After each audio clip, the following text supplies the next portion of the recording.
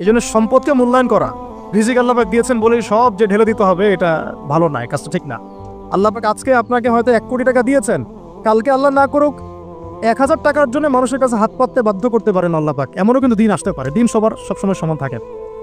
আজকে আপনার কাছে 1 কোটি টাকা আছে, কিছু মনে হচ্ছে না, কালকে কে জানে আল্লাহ না করুক যে 1000 টাকা কারো কাছে চাইতে হচ্ছে, 1000 টাকার জন্য ঠেকে গেছেন, হতে পারে না? রিজিককে মানুষ তাজিম না করলে রিজিক দূরে চলে যায়। দুটো বিষয় খেয়াল রাখবেন, দুটো বিষয়। এক হচ্ছে মাঝে মাঝে মনের মধ্যে কিছু আমল করার ইচ্ছা আসে না? মনে হলো যে আচ্ছা একটু 10টা আয়াত পড়ি, মনে আসে না মাঝে মাঝে? এমন মনে হয় না? ওই সময় এই যে মনের মধ্যে যে এই ইরাদাটা জাগ্রত হওয়া, এটাকে আমরা বলি ওয়ারিদ। অন্য ভাষায় আপনি বলতে পারেন মেহমান। কি বলতে পারেন? এটা আল্লাহর পক্ষ থেকে আপনার কলবের মধ্যে মেহমান হিসেবে এসেছে। এখন আপনি যদি আমলটা করেন, সেই মেহমান বারবার আপনার কলবে আসবে। যদি আপনি ওই সময় আমলটা না করেন, মেহমান চলে যাবে, মেহমান অসম্মানিত হলে পরে আর আসবে না। একইভাবে রিজিক আল্লাহ পাক দিয়েছেন, এর তাজিম যদি করতে পারেন রিজিক বেশি আসবে। রিজিকের তাজিম সম্মান করতে না পারলে রিজিক আসবে না, বেশি কমে যাবে। উসমান রাদিয়াল্লাহু আনহু সবচেয়ে ধনী ছিলেন না? কেন জানেন? কেন? এটা কি জানেন কেন ধনী ছিলেন? একে তো তিনি প্রচুর দান সদকা করতেন, এটা তো আপনারা জানেনই। আরেকটা জিনিস অনেকে জানে না, তিনি উটের পিঠে বসেছিলেন, কিছু একটা খাচ্ছিলেন, এই 2-1টা দানা পড়ে গেছে নিচে। উটের পিঠ থেকে নেমেছেন, নেমে সেই দানা উঠিয়েছেন, পরিষ্কার করেছেন, ধুয়েছেন, আবার খেয়েছেন। তার এই 2-4টা দানার কোনো কিন্তু মানে পরোয়া না করলেও চলে, তার প্রচুর অর্থ সম্পদ আছে। এত অর্থ সম্পদ যে তাবুক যুদ্ধের দিন 30,000 সেনাবাহিনীর দায়িত্ব নিয়েছেন। 30,000 সেনাবাহিনীর দায়িত্ব নিয়েছেন। সেনাবাহিনী যাবে, থাকবে, খাবে, তাবু টাঙাবে, সব দায়িত্ব তার। 30,000 সেনাবাহিনীর দায়িত্ব নেওয়া কি চারটাখানি কথা? তো এই সাহাবী এই কয়েকটা খাবারের দানা উঠিয়ে খেলেন। নবী সাল্লাল্লাহু আলাইহি ওয়াসাল্লাম বলেছিলেন যে তোমাকে আল্লাহ পাক রিজিক বাড়িয়ে দিবেন না কেন? তুমি রিজিকের যে তাজিম বা যে সম্মান তুমি করো, এর বদৌলতে আল্লাহ পাক তোমাকে বেহিসাব রিজিক দিবেন। দুইটা বিষয় খেয়াল রাখবো। আমলের মেহমান হৃদয়ের মধ্যে আসলে তাকে ফিরাই না দেওয়া, তাহলে সেই মেহমান কিন্তু আর আসবে না। মেহমানকে মূল্যায়ন করলে মেহমান বারবার আসবেন চাল। আর রিজিকের তাজিম না করলে রিজিক কিন্তু আপনার ঘরে বেশি বেশি আসবে না। এমনি তো হারামের যুগ, এমনি সুদের যুগ, এমনি ঘুষের যুগ। অলমোস্ট এভরি ফ্যামিলি সুদখোর এখন, অলমোস্ট এভরি ফ্যামিলি। মেয়েরা স্পেশালি যারা শাশুড়ি টাইপের, আপনারা মাইন্ড করেন না, তাদের সাইকোলজি যে এতই নিচে নেমে গেছে এখন যে আমার মেয়ে জাহান্নামে যায় যাক, হ্যাঁ আমার মেয়ে জাহান্নামে যায় যাক, সমস্যা নাই, দুনিয়াতে সে যেন ভালো থাকে। এটা কেন বললাম? একটা সুদখোরের ঘরে তুলে দিতে সে দ্বিধাবোধ করতেছে না, একটা দুর্নীতিবাজের ঘরে তুলে দিতে দ্বিধাবোধ করতেছে না, একটা ঘুষখোরের ঘরে তুলতে দ্বিধাবোধ করতেছে না, একটা মানে কি বলবো মাদকসেবী, ড্রাগ অ্যাডিক্টেড বা এই যে আর কি বলবো ফাসেক জালেম, এই ধরনের ঘরে উঠাই দিতেও সে দ্বিধাবোধ করছে না। 5তলা বাড়ি চাই আমার মেয়ে 5তলা বাড়ি থেকে সুখে থাকবে। এই যে সুখের ডেফিনেশন এখানে দিয়েছেন আপনারা। এই জন্য কত হাজার হাজার মেয়ের জীবন নষ্ট করে দিয়েছেন আপনারা। আমার কথা মাইন্ড করে না, হাজার হাজার মেয়ের জীবন মায়েরা নষ্ট করে দিয়েছে শুধুমাত্র মেয়েদের দুনিয়াবি সুখ এর সংজ্ঞাটা বুঝতে ভুল করার কারণে। এর নাম যদি সুখী হইতো তাহলে অমুসলিমরা সুখী না কেন? পশ্চিমারা সুখী না কেন? ওরা আত্মহত্যা করে কেন? এইভাবে মেয়েদের জীবন নষ্ট করেছেন। অথচ অল্প যদি হালাল রিজিকও হতো, আল্লাহ পাক তাকে বরকত দিতেন, সুখে থাকতো। আল্লাহ পাক আপনাদেরকে রিজিকের মূল্য বোঝা তাজিম করার তৌফিক দান করেন, আমিন। অনেক ভিতরে চলে যাচ্ছে আমি, সময় আমাদের হাতে আরো শর্ট হয়ে আসতেছে। তো এখানে একটা কথা বলে দিব যে রিজিকের প্রসঙ্গ যেহেতু আসছে, যে হালাল খেতে হবে আমাদেরকে, হারামের দ্বারস্থ হওয়া যাবে না। আপনার স্বামী যদি হারাম খায়, আপনি স্বামীকে বুঝান, তাকে ওই চাকরি ছেড়ে দিতে আপনি উৎসাহিত করেন। আমি আপনাদেরকে একটা অনেস্টির সাথে একটা কথা বলি, যত এই যে প্রশাসনে যত ঘুষখোর আছে, ঠিক আছে, যত দুর্নীতিবাজ আছে, যত মাদকসেবী আছে, মাদকের ব্যবসায়ী আছে, যত সুদখোর আছে, এরা সবাই কেন এই খারাপ কাজগুলো করে জানেন? তার স্ত্রীকে ভালো রাখার জন্যে, তার মাকে ভালো রাখার জন্যে, তার সন্তানদেরকে ভালো রাখার জন্য। তাহলে স্ত্রী হিসেবে, সন্তান হিসেবে, মেয়ে হিসেবে আপনি বলবেন যে আমাদের এইসব ভালোর দরকার নাই আব্বু, হে আমার প্রিয় স্বামী, আমার এসব ভালোর দরকার নাই, হে আমার ছেলে, আমার এসব ভালোর দরকার নাই, তুই হালাল পথে থাক, ওইখানে তুই আমাকে ডাল ভাত খাও, আমি খুশি আছি। এইভাবে আপনারা তাদেরকে মোটিভেট করেন, দেখবেন সমাজে হারাম কমে গেছে ইনশাআল্লাহ। আর হারাম খাওয়া এই ছেলে মেয়েগুলোও কিন্তু মানুষ হবে না। হারাম খাওয়া যে ছেলে মেয়েগুলো রক্ত মাংস করে উঠছে, এরাও কিন্তু মানুষ হবে না। আল্লাহ পাক আমাদেরকে হালাল খাওয়ার তৌফিক দান করেন এবং হালালের জন্য আপনাদের ভূমিকা অনেক বেশি। আমরা উত্তরবঙ্গ সহ দেশের বিভিন্ন জায়গায় সফর করে যেটা দেখেছি, যত সুদী এনজিও আছে না, এনজিওগুলোর মধ্যে মহিলাদের নামই বেশি, জানেন? মহিলাদের নাম বেশি সুদী এনজিওতে। তো এই দাওয়াতগুলো আমরা মা বোনদেরকে দিতে চাই যে কোন অবস্থাতে যেন হারাম রিজিকের দিকে আপনারা না ধাবিত হন এবং রিজিকের তাজিম করেন, পরিবারের মধ্যে হৃদ্যতা ভালোবাসা বজায় রাখেন, একে অপরকে বিশ্বাস, সম্মান এবং শ্রদ্ধা করেন। ইনশাআল্লাহ তাআলা আপনাদের পরিবারও সুখী হবে, রিজিকও সুন্দর হবে এবং রিজিকে বরকত হবে ইনশাআল্লাহ। এরপরে আমি দু একটা পয়েন্ট নোট করেছি, বলে শেষ করে দিচ্ছি যে এটা স্পেশালি আমি আমাদের ওইসব দিনই বোনদেরকে বলতে চাচ্ছি যে বোনেরা এখনো বিয়ে শাদী করেন নাই। সেটা হচ্ছে যে বিয়ে করার আগেই দিনের বেসিক লেখাপড়া শেষ করেন। এত পাগল হওয়ার দরকার নেই। চরিত্র হেফাজত হচ্ছে না, রোজা রাখেন, ঠিক আছে? দিনই পড়াশোনা আগে শেষ না করে বিয়ে করতে যায় না। বহু আলেমা যারা মাদ্রাসা লাইনের ছাত্রী ছিল, তিনি পড়াশোনা শেষ না করে বিয়ে পিড়িতে বসার কারণে কেরিয়ার ধ্বংস হয়ে গেছে। বিয়ে পরে করেন, আগে পড়াশোনাটা, তুলনামূলক পড়াশোনাটাকে শেষ করে নেন। তুলনামূলক পড়াশোনা শেষ করতে 18 থেকে 20 বছর বেশি লাগে না।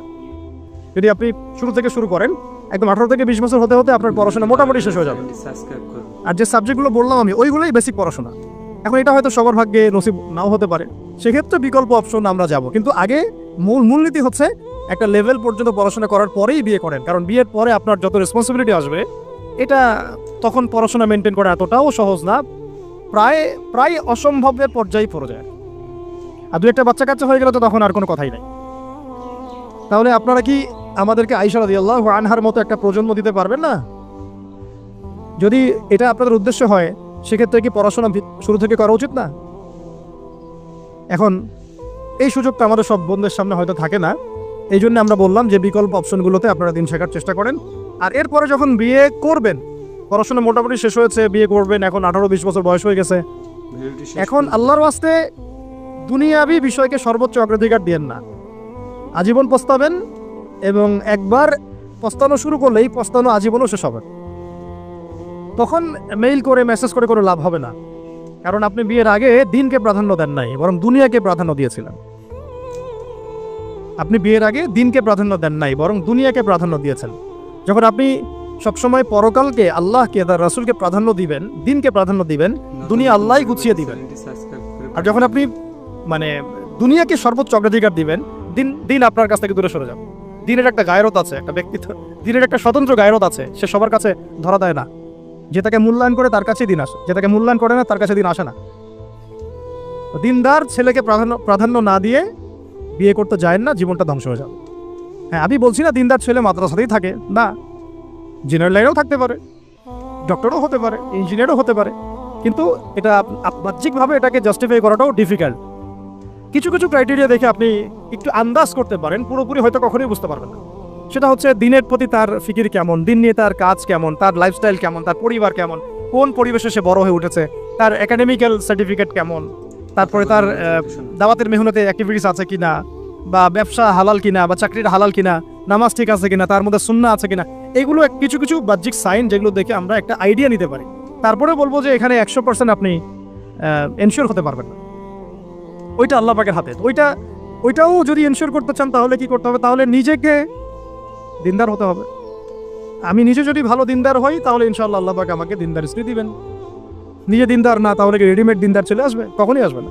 দোয়া করতে হবে, রব্বানা হাব লানা মিন আজওয়াজিনা ওয়া যুররিয়াতিনা কুররাতা আ'য়ুন ওয়াজআলনা লিল মুত্তাকিনা ইমামা। দোয়া করতে হবে যে রব্বি হাবলি মিনাস সালিহিন, রব্বি হাবলি মিন লাদুনকা যুররিয়াতান তাইয়্যিবা ইন্নাকা সামিউদ দুআ। এই বিষয়গুলো দেখে খেয়াল রাখবেন। আর শরীয়তের মেজাজ মাথায় রাখা, শরীয়তের মেজাজের কথাটা আজকে এই জন্য বলছি যে আমরা আমাদের দেশে যে প্রবলেমটা দেখি, ইসলামের পূর্ণাঙ্গ বিষয়গুলো মানুষ মাথায় রাখতে চায় না। ইসলামে যেমন নামাজ, রোজা, হজ, যাকাত আছে, ইসলামে কিন্তু দাওয়াত, তাবলীগ, জিহাদও আছে, তাই না? ইসলামে কিন্তু শরিয়া আইনও আছে, হুদুদ, কিসাস আছে, ইত্যাদি আছে। আমাদের সমাজে দেখেন নামাজ শব্দ পরিচিত, কিন্তু কিসাস শব্দ পরিচিত না। কিসাস মানে কয়জন জানেন যে কিসাস শব্দ অর্থ কি?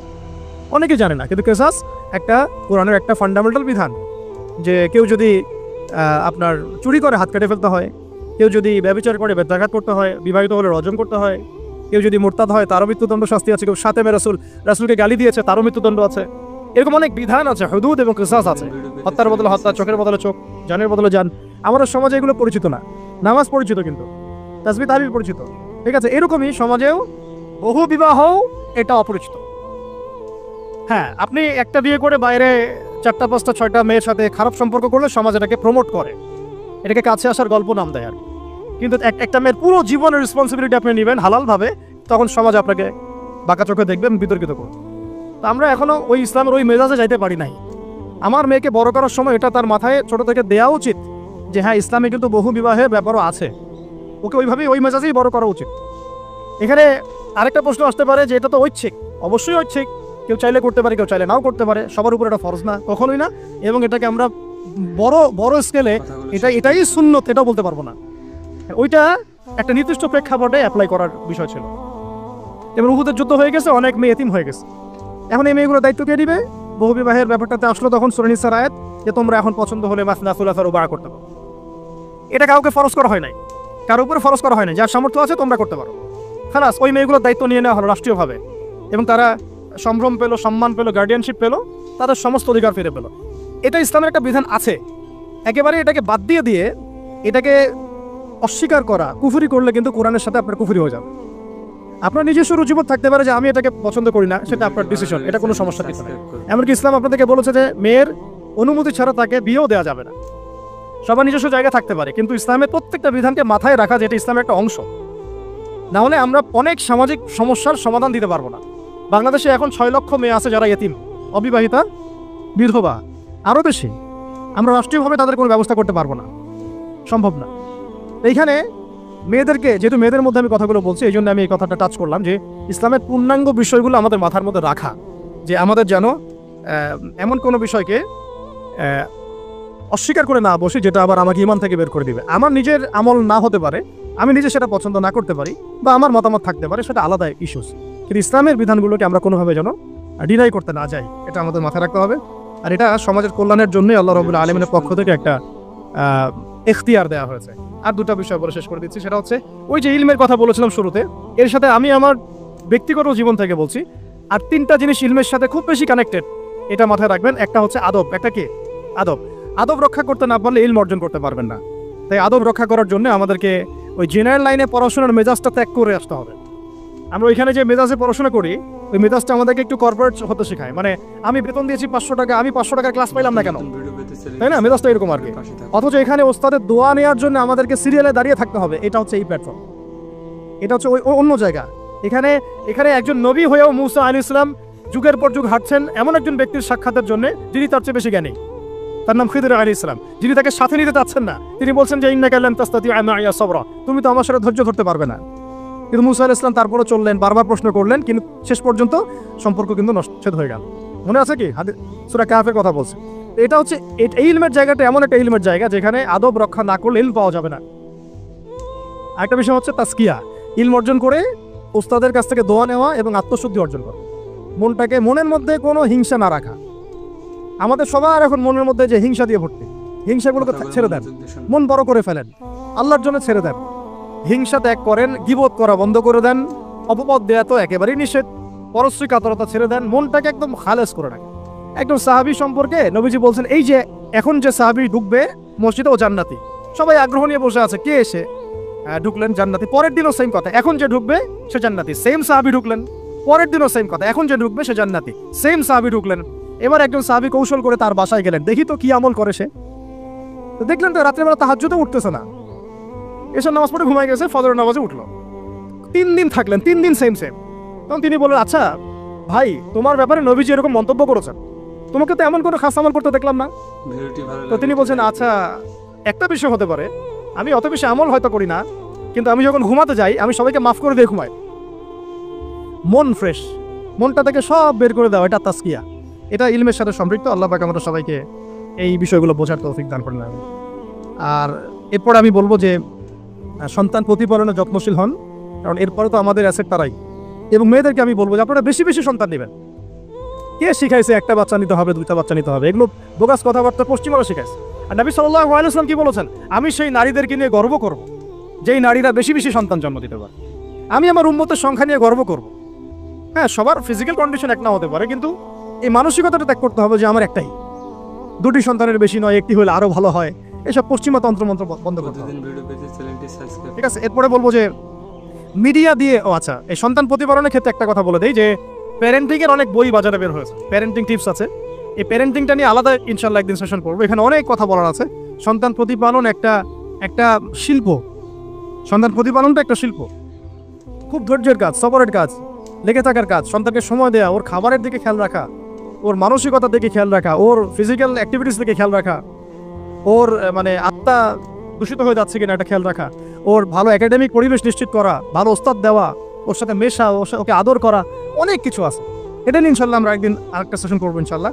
তো সন্তান প্রতিপালনের সাথে আমি বলবো যে প্রচলিত যে মিডিয়াগুলো, এই জি বাংলা, স্টার জলসা, এই যে পিছনে লেখা আছে এটা অপসংস্কৃতি, এক কথায় বিজাতীয় অপসংস্কৃতি, এই মিডিয়াগুলো বাসা থেকে বন্ধ করে দেন। একেবারে টেলিভিশনের দরকার নেই বাসা। অনলাইনে আমরাও কিছু কিছু ক্ষেত্রে আসলে আমরাও অনলাইনের মধ্যে ডুবে গেছি। আমি নিজেও ফিকির করছি, চেষ্টা করছি এখান থেকে বের হওয়ার জন্য। আপনারাও বের হন, মানে প্র্যাকটিক্যাল জীবনে আসেন। এটা একটা ভার্চুয়াল জগৎ, এখান থেকে আমরা যা দেখি এটা আমাদের মাথার মধ্যে প্রভাব বিস্তার করে। বহু সামাজিক ঘটনা এবং পারিবারিক অঘটন এই ফেসবুক, ইউটিউব থেকে হচ্ছে। এই কন্টেন্টগুলো দেখা আমাদেরকে বন্ধ করতে। বাস্তবতার সাথে এগুলো কোনো সম্পর্ক নাই। আমাদের কিতাব পড়ার অভ্যাস বেশি করে বাড়াতে হবে, ওস্তাদদের সোহবতে যাওয়া, আমল করা, কান্নাকাটি করা, দোয়া করা, ইস্তেগফার করা, আল্লাহর সাথে কানেকশন। আল্লাহ পাক আমাদেরকে মিডিয়ার এই রং ঢং বলি আমি, মিডিয়ার এই রং ঢংগুলো ত্যাগ করতে হবে। মিডিয়া একটা কিছু দেখলে আমাকে কেন কিনতে হবে? কেন আমি একটা মিডিয়াতে দেখলাম যে এরকম একটা নতুন অর্নামেন্টস আসছে, আমাকেই কেন কিনতে হবে? কেন আমি ওটার জন্য আবার বাসায় চাপ দিব? কেন ওইটা আমি আমার পরিবারের ফাসাদ সৃষ্টি করার কারণ হবে? প্রয়োজন নাই। আর আমাদের মানে মাদ্রাসার মেয়েদেরকেও এসব থেকে দূরে রাখতে হবে, মিডিয়া থেকে দূরে রাখতে হবে। মানে সব মিডিয়া উপকারী না, বরং মিডিয়ার মধ্যে 99% ইসলামিক মিডিয়া না।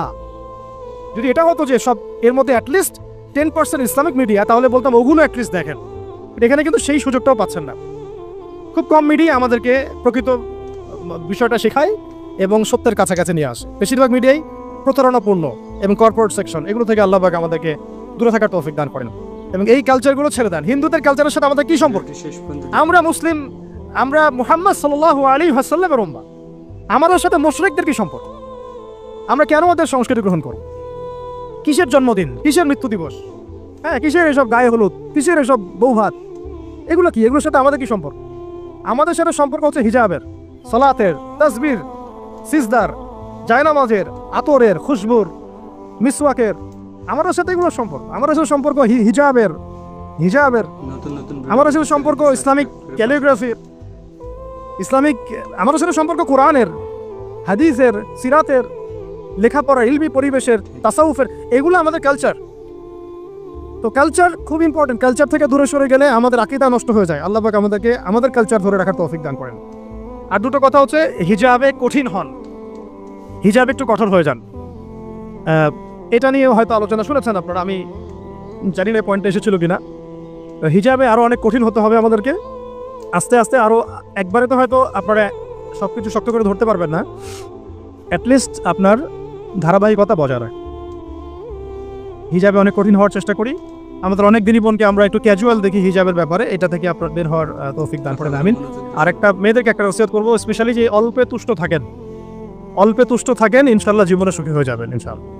আর শেষ কথা হচ্ছে, আলেমা হওয়ার চেষ্টা করেন, দায়ী হওয়ার চেষ্টা করেন এবং মেয়েদের মধ্যে ব্যাপক দাওয়াতি কাজ করার চেষ্টা করেন। এটা জীবনের লক্ষ্য উদ্দেশ্য বানায় নেন ইনশাল্লাহ। আপনার জীবনের লক্ষ্য যদি এমনই হয়, দেখবেন এমনই জীবন সঙ্গিনী আপনি পেয়েছেন যার জীবনের লক্ষ্য সেম, তখন দুজনে মিলে আপনি কাজ করতে পারবেন ইনশাআল্লাহ।